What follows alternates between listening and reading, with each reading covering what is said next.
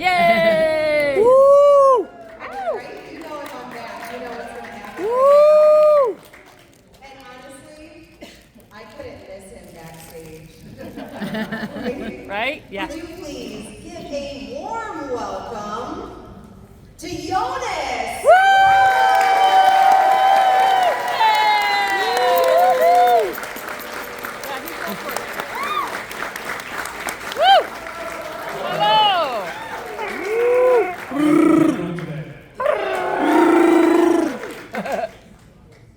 Good. Right. Move the camera up. Did you see that? I saw For that. me, I had to climb. They're adjusting the cameras now. There you go. How are you today? I'm very good. How's everybody else? Yay! I'm fantastic. I'm always just happy to wake up. That's usually my thing. I woke up at 3 a.m. this morning. Oh my! Where were you? Jet lag. I flew from across the world. And, Boy, are your arms tired? Get a fly and swim.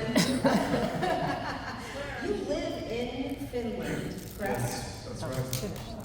And actually, I just found out, how do you say Finland? Do you say it as Finland? Suomi. Suomi. Suomi. All right, there we go. We all learned. That's the proper way to say it, right? I just learned that like 5 minutes ago. It's the way Finnish people say Finland. Suomi. What's your favorite thing about Finland? My favorite. Sisu. That's right. And gold. Love gold. Favorite thing about Finland is probably the people. Finnish people are very, particularly, they're their own kind. Everywhere I go, every culture, the people are always the best thing because the people are what made the country, you know. Oh, yeah. So it's always the people. Yeah. When you visit a new place, do you like to venture and go try new things, find new things to do in those cities? Like, have you ever been to Chicago? Do you plan on doing anything while you're here? I did. We played basketball in Chicago when I went to Penn State back in 07 or something like that. Well, those days, I don't know if it's carried over, but we never saw anything else except the hotel and the basketball arena. And it's kind of carried over. I'm not a big, I like to stay in my own domain. Yeah. And do, work on my computer on whatever it is that I'm working on. So when you're done with con today, you just go back to the hotel, maybe grab some And sleep. And do you work when you go to the hotel? You're just working all the time? Or Work you're- or play. Mostly play. What do you like to do if you're playing? Diablo 4. Playing games, okay, I love it. Are you here? What do you play on? Are you an Xbox guy? Are you a PlayStation guy? PlayStation or PC. All right, okay, I like it. Write this one down, guys. Write it down. Do you ever grab a Nintendo Switch? I played Nintendo Switch. I love the new Mario game. Okay. The Wonder. Oh, yeah, Wonder. Yeah, Yes. Wonder. That's great. I love that. Okay, so you are 6'11" and a half, correct? My buddy's 6'8", and so I understand. I mean, I love taking pictures with him because I'm 5'2". But he always has the hardest time finding clothes and shoes, really. So if he finds a pair of shoes, he'll buy a couple pairs. Because I think he might wear a size like 18 or something. Something really enormous. Really gonna have Yeah, so he has a hard time. Do you have a tough time finding clothes? But nowadays, when there is online, internet has brought so much. The selection is so big, and you can go, to different places. So it's not a big deal. But before the internet, when I was a kid, we used to go to the shoe store, and if there was a pair that fit me, I would buy that pair.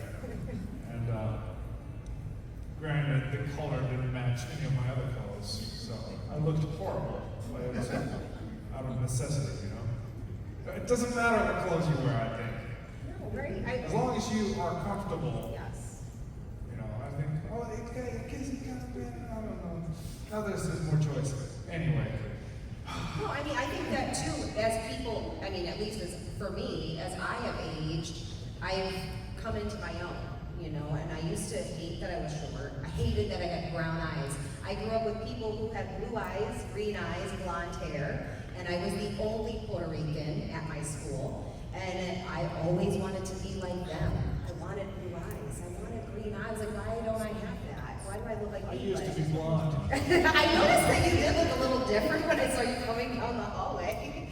I was like, is that for Wednesday? I mean, you're working on Wednesday season 2, right?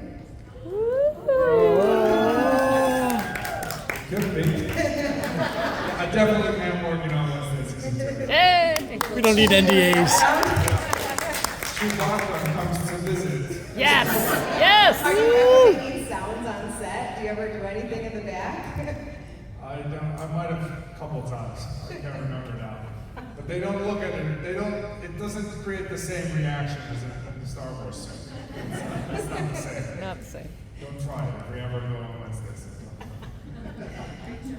If you were to join a different fandom, which would it be? No Star Wars. Probably it would be great to play something in the Lord of the Rings realm. Would you be a villain or would you be a good guy? Be anyone. I'd be a hobbit in there any day. There you go. Give me a chance. Because you always wanted to act. Did you go to school for performing, for performance? Sadly, You got your bachelor's, right? the acting bug bit me in high school when I performed in a play. I played a reporter who was investigating some kind of disappearance of a cake or something. Now, the stakes were high eventually, but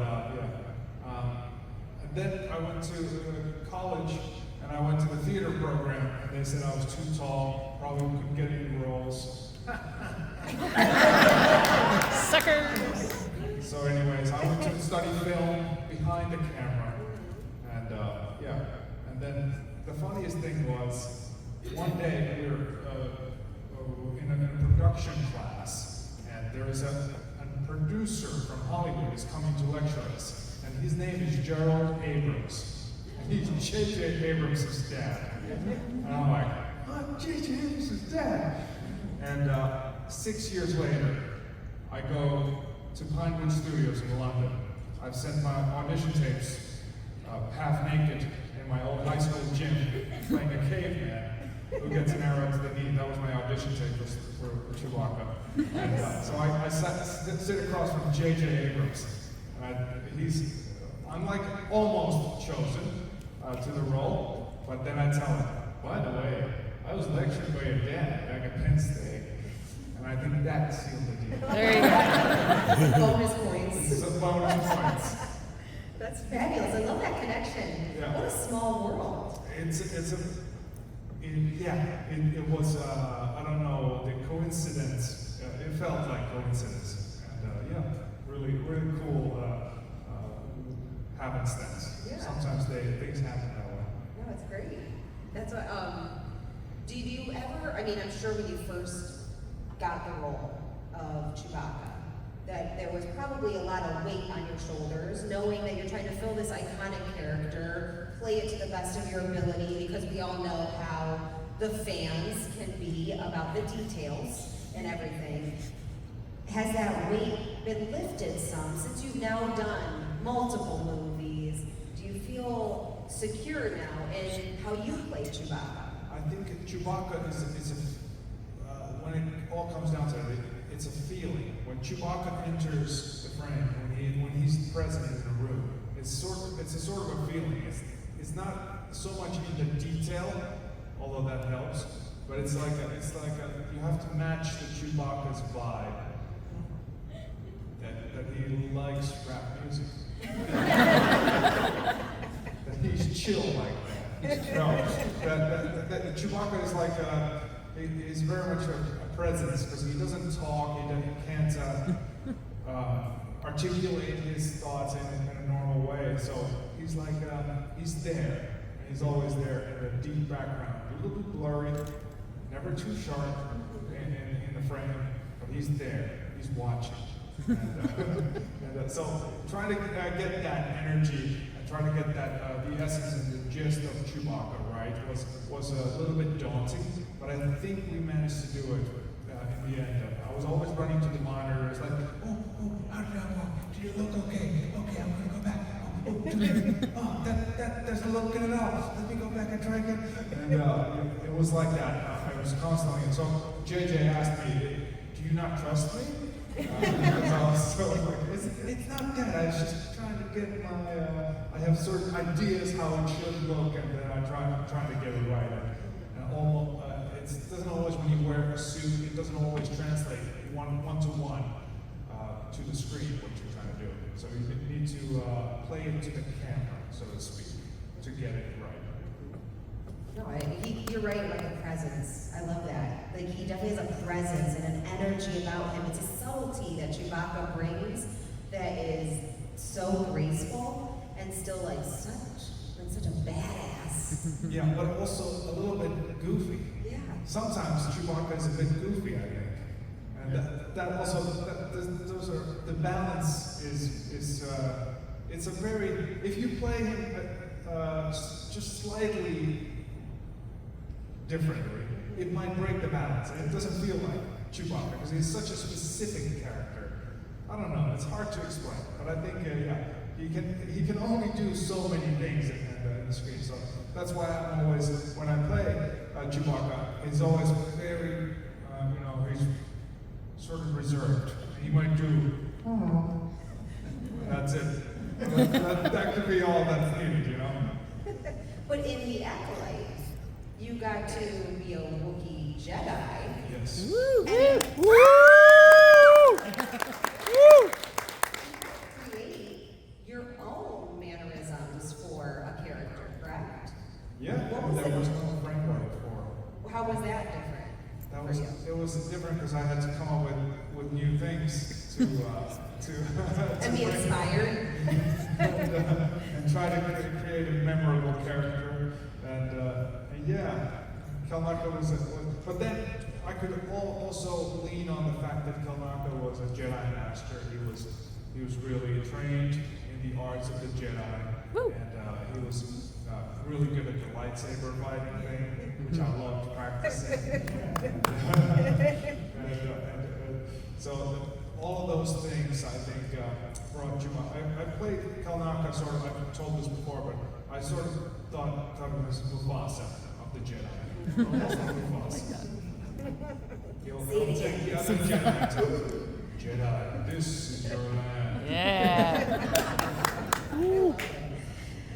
Before I throw it to the audience to ask you some questions, if you were in the Olympics, and you can't say basketball, what would you medal in, and what would Chewie medal in? Chewie probably would get the medal.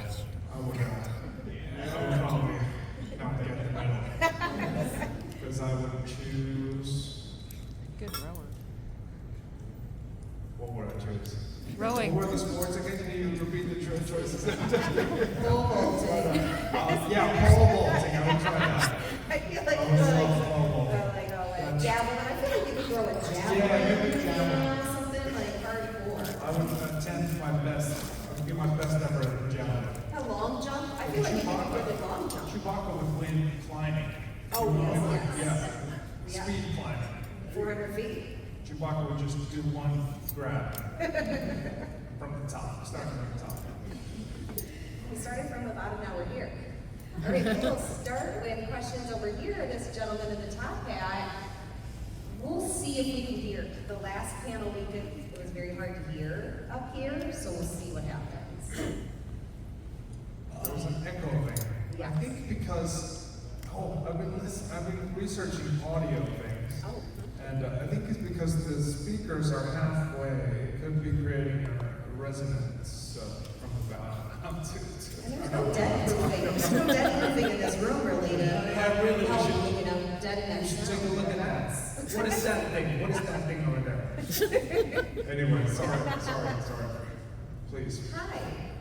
The actor who originally played C-3PO has talked about his traversal through the different suits. Like, what's your experience with these suits and what physical preparations and training do you do for being a full suited up actor, doing like these not only dramatic scenes but also action scenes? Did you say that you were just wondering how it is like being in costume? Is that what? And the physical preparation for it. Yeah, what does it take to get in the Chewbacca costume? What are you doing to prepare to get into that, be in that costume for, I'm sure, 12, 18 hours a day? Well, now that I've done prosthetic work, which Chewbacca doesn't have or need, I think getting into the Chewbacca suit is quite easy because we just do the panda eye makeup, and then I put on the mask and the hair suit, and we're Chewbacca. And it's quite quick. We could do it in like, well, most days it took like 40 minutes to do the eye makeup, and then we wouldn't really test the speed. You know, we just tried to get ready for. We were always early. Always, you come to film sets and you're always an hour early. You always have time to wait because everything moves slowly. There's so many people working to get that shot done. So, but the preparation I think it happened all in the moments of filming. You know, you saw we went to rehearsal.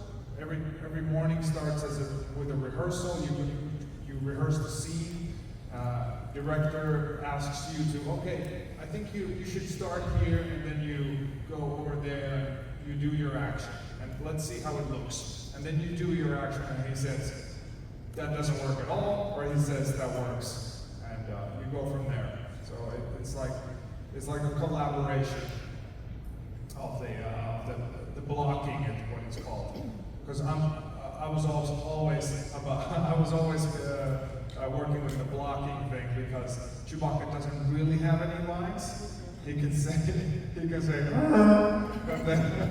but except in Solo, Chewbacca had more in-depth conversations with Han Solo. But yeah, the preparation was to try to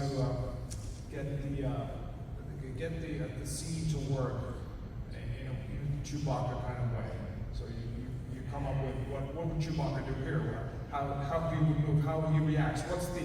What's the upset level when this happens? What does Chewbacca do? Does he throw the chair or does he do something more mild? And yeah, those were the considerations always. I think I've heard you say in an interview before that since you're Finnish, you guys sauna, and so you're used to it being hot, and you were okay with how hot it was in the city? Exactly. I was okay. I do love a good sauna too. The difference with sauna is that you go in there for 15, 20 minutes, but this one was like a 10-hour day, and I used to sleep really well after each day of shooting. Oh, I'm sure. Because the buildup of heat is just something. But in The Rise of Skywalker, they found out that Peter's old cool shirt was still, available. And they told me, oh, would you like to try this cool shirt? I said, really? After 3 films? You decide to bring out the cool shirt? We could have used it on our last job. It took 9 months to film. So, thanks. How does that suit smell? No, the suit smelled amazing. You know, they use this, they clean out the suit with vodka and tea tree oil and conditioners. And everybody was always saying, God, you smell great. I didn't expect that. Chewbacca, you're making me feel things. That's what actually professional ballerinas. These were tough electrician men saying that. Grip men saying that. That's how professional ballerinas keep their costumes. That's how they use vodka. Yeah, to help. It kills the bacteria. It kills the bacteria, and I love it. So I bought these glass bottles, spray cans from Amazon, and I walked into the store where we buy spirits in Finland, and I bought this vodka bottle in the middle of the day. And this 60-year-old man looked at me like, what are you doing? Beer. Some vodka for to brighten up my day. It was crazy. But I used it to clean up some fabrics, and because it's great to clean hockey gear for my son. He's started hockey. Yeah. My goal is to not have the hockey gear smell so bad. So I'm using the vodka Nice. for that. Your wife is probably thrilled. I think so. I love it. I see a young one. Hi. My name is Lindsay, and my question is, what are your favorite places that you filmed in? Totally didn't hear that. What are your favorite places Places that you filmed. Oh, my favorite places. My favorite place might be the Dolomites in Italy. We filmed there when we were filming Solo, and we were lifted to the top of the mountain with a helicopter, and that was scary but fun. And we also came down the mountain with a helicopter. I've never been so scared in my life. And that was because the Dolomites was also my favorite place because one of my childhood's favorite film, Cliffhanger, was also filmed in those mountains. They said Rocky Yeah, it's the best film ever made, probably. I'll stand by that. And then also, where else we filmed? I filmed the Fort Aventura for again Solo. God, we went to everywhere in Solo. But then, also we went to Jordan for Rise of Skywalker. That was fun, exciting. We stayed in what was the name? Aqaba, yeah. Right, it's on the same Gulf as Eilat in Israel. So we could see Israel, and we were driving like these water scooters. What are those called? Jet skis? Jet skis. And we were told if you go too far, don't go too far. I was like, anyways, those were my favorite places to film. Thank you. Thank you. Such a good question. You said that helicopter ride was scary. It was very scary. What's your greatest fear? Do you have a big fear of anything? Besides your helicopter I ride? try not to think of them. It's a great question. Try not to. Great question. Are you good on the plane? I think so. I'm By too. now, I've flown so much. I've just found out the greatest thing to do on a plane. You guys want to know what it is? Tell us. How many of you has an old PS4 controller? PlayStation 4 controller? Is it PS3? I didn't know this, but you can connect it via Bluetooth to your iPhone, and you can play Minecraft with a controller on the plane. Try it out. That's a good This tip. one's free. The next tip is going to cost you guys. But it's amazing because Minecraft on a small screen, like a small screen, and then with a controller. I like that you're playing. If the zombies hadn't eaten me, because there was turbulence, and I had not yet gotten my wool from the sheep, the sheep would not spawn, so I succumbed to the zombies, because I couldn't find any dead materials. Anyways, it's all going to be my autobiography. We'll read it. That's fantastic. Hi, how are you? We'll come over here. Hello. Hi. I'm not personally familiar with show writing, and with your character not having much English to speak at all, I was just curious how script writing has impacted your acting for your character, and if you've had any memorable improv moments. What has impacted my acting? Because Chewie doesn't really have lines. So I know that you were memorizing you did have some kind of lines you would, and then you would improv some stuff, which she's wondering is, between the scripted lines and the improv lines, like how did that work for Chewbacca? Right. It only came up in Solo when we had longer conversations with Alden and Han Solo. I would speak Wookiee English whatever I had scripted lines, but they were in parentheses, meaning I shouldn't say them. But I said, I had, my revenge was I used Wookiee English. And I said, and he would get the gist, he would know what I said, because if I just said random gibberish, it would be harder for him to come back with a sensible line or remember his own lines.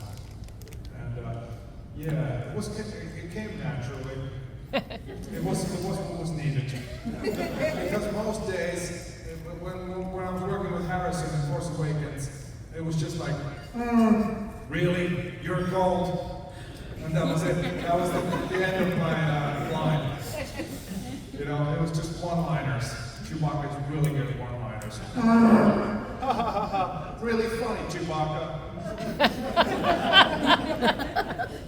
I do always love that Han knows exactly what he's saying. Exactly. It's the best. His responses are always great. Yeah, and stuff that's not explained is the best in movies. Yeah. Because you have to fill in the blanks, like, how did that ever happen? And it's when you start, like, that's not possible, that's not realistic, that's when you're shooting yourself in the foot.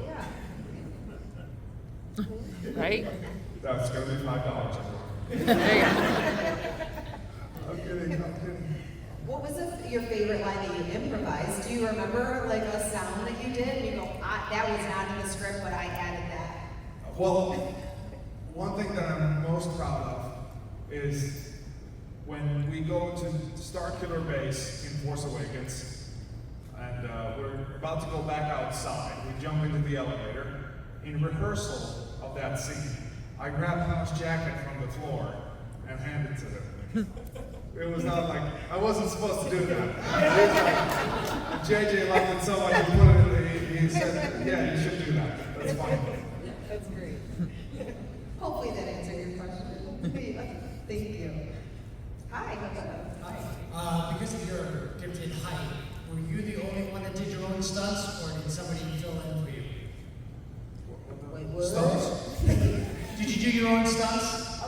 Yeah, I did most of my stunts, but in Solo we were shooting with like sometimes 3 film units. And for example, the train sequence in Solo, I think they were filming that for 6 months. So I had other scenes to film, so we had a stunt guy to do most of the difficult ones. When Chewbacca falls down, you know, they don't want to risk. I think he might have injured his ankle or something doing that.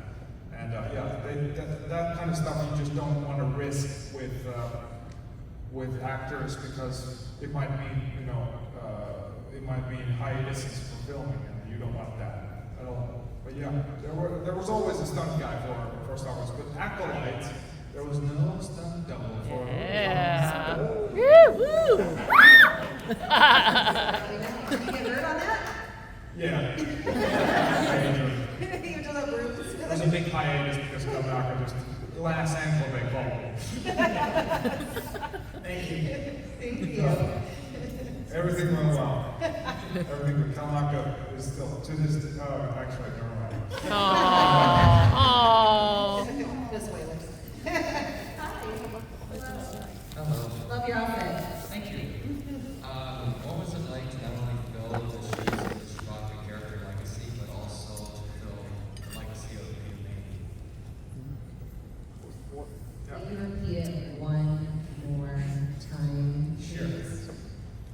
What was it like to fill the legacy of the Chewbacca character and also Peter Mayhew's legacy? What was the What last was it part? like to play a legacy character? And then and also Peter Mayhew's legacy. Peter Mayhew's legacy. Peter Mayhew's and how to It was the blessing of this was that Chewbacca was so loved by everyone. And my biggest fear is that I wouldn't screw it up. You know? And I think that was the main challenge, was to know what the character means to Star Wars, and then try to bring that and negotiate that into the new films. try to have Chewbacca feel the same, you know. But also, you need to take it into account when you come in. 30 years later, Chewbacca and Han appear from the Rathtar ship and whatever. How does that different? How does their relationship, how it has evolved?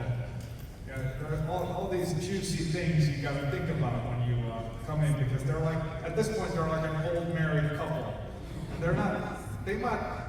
they haven't, you know, externally, they haven't grown warmer towards each other. You know, if anything, they might be more annoying with another. You know, that kind of stuff. I thought that's why I thought it was cool that Chewbacca is so, like, I don't know, he's not so fuzzy towards Han, but he is, but not externally. I don't know.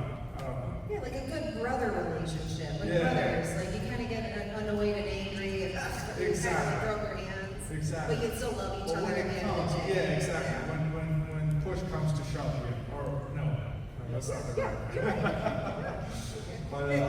But those are the I think the things that you don't say to the audience, what they pick up on, what they feel. That's the most exciting stuff. If you don't have any of that stuff in a story, it feels hollow. But when you have these things hidden in the, if it works, if it's a slice of life, and the scene brings you that, then I think that brings more depth to the scene, and it's like everything I do is I try to make my plays in the story work better, like make the story work better.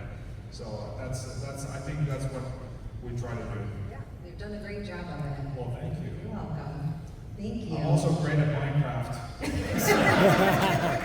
Where do you live in Minecraft? Do you have, because I found like a cave, and then that was my home, and then I just kept digging down and down. I live in a 1x8 cave that I dug and covered with dirt blocks so that the zombies wouldn't eat me. I'm scared, and I have a torch. Like witches and spiders and no bed. Sorry. I played Minecraft for a hot minute. Hi, hello, how are you?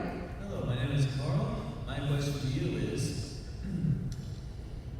if the director said yes for you to reprise your role as Chewbacca, and then would also say yes, whatever changes you would make to the character, my question to you is, what would you personally do to enhance the character of Chewbacca and to make his story more impactful for the present generation?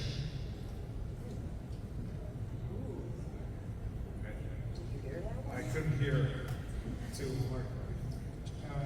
Did anybody hear it? What would you do to change Chewbacca's character? If let's say there was no I said original, yes. you're creating Chewbacca, No. and something that this generation would write. Oh, if Chewbacca started from scratch or And something. this time.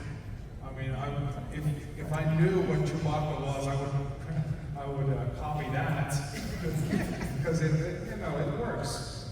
It works. I would, but I think what the Acolyte showed me is that Star Wars works.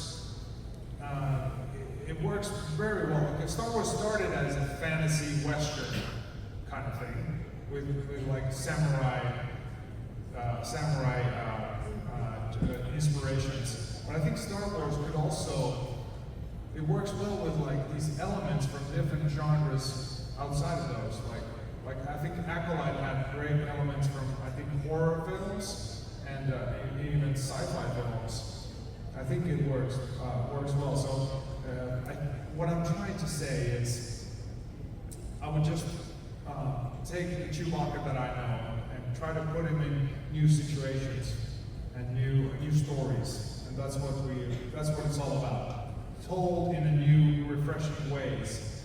Like, for example, in The Acolyte, there was a scene where there's this chase through the space, but they fly into this like Saturn's rings kind of a terrain where you see the dust particles hitting the windshield of the spaceship, and you see that it's like when they're flying through it, and I love that sort of thing. You know, when you feel the concretely what living and going through that world feels like. That's what I love, and that's why I always try to when I'm playing Chewbacca, so that I try to interact with things that are in the scene, so that people wouldn't say, like they said at some point, that Chewbacca looks CG. He looks too good. So that's why it's important to practically interact with or touch and whisk your hand across the light source so that people know that, oh, that's an actual light. Stuff like that. I don't know. Minecraft. And it's hard to envision a character that's so iconic having even just one slight personality change, a trait change in that character. It's hard to imagine that. True, because the character said we know him. It would be hard to do the reset. But if, you know, like fan fiction, as an exercise in fan fiction, it would be exciting to, what if? In a parallel universe. Of course you can do that, but it would just, you would have to, the story would have to do the exposition would have to be done again. And that's work. You need to tell what's different with Chewbacca in this story. Yeah. And but I haven't done that. I think it would be interesting to do. Maybe somebody will write something. Absolutely. Fan fiction. It's like, hi, we have time for like one or two more questions, so we'll try to get you guys in fast.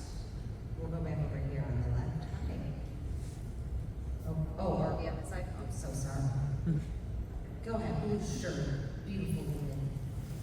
Hi, so coming into a movie where a lot of the action takes place in post-production, was it hard for you to get a feel for what was really going on? Because a lot of it wasn't visually there for you to see? Well, actually, I would say that the action, we always film the action practically on screen. The visual effects is brought in. Almost every shot has some elements of visual effects to augment the action, to sell the things that happen on screen practically, to make them look better, to augment that. I think the space battles might be visual effects, 100%. That's for sure, because it would be tough to, at least some of them. Yeah. Like Star Trek did something similar. Yeah. Star Trek would have like sparks flying out of the console, and that was real. But then they would also do a little bit of altering, but they would do some practical effects to make, too, the performance feel real on your end as a talent to, oh, this is really happening, let me get into character. Exactly. And what they did in the sequel films, starting from Force Awakens, is they tried to bring in the practicality of Star Wars back, that we would have. Everything was practical. Like everything. Like even the Millennium Falcon door that almost killed me and Harrison. Was practical. It weighed like a ton, and it was just... And then when it almost killed us, it was became CG. That was good. All right, We couldn't afford to lose Harrison. One last question, and appropriately dressed, I see. Hello. Hello there. What's the trick to doing the Chewbacca? What's the secret? Sure, yeah. What's the trick to doing the Chewbacca? Oh, you want to give us a little Wookiee boot camp and teach us how to... Yeah, you just have to gurgle. Take some Listerine and you do the tongue trill. If you can say it D, and if you hold that, that's where it starts. That's 101. Wookiee Boot Camp 101. I want to try so bad, but then I don't.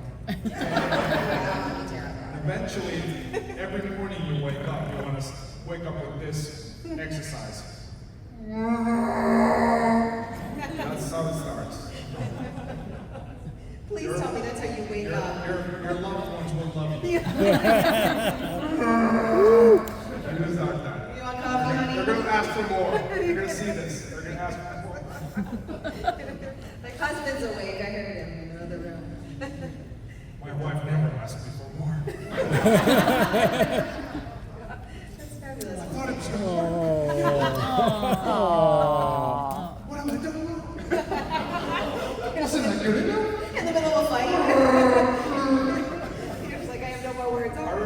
When my kids were small, I used to try to, because they were crying or doing something, and I used to try to offset them so they would forget why they were crying. I was like, and that worked like 2 times. How old are your kids now? They're 4 and 6. My son is 6 and my daughter is 4 now. And yeah. Do you think it's harder being a parent or being an actor? I think parenthood is way harder. There are so many things I don't know, and yet I've been given these 2 kids to take care of.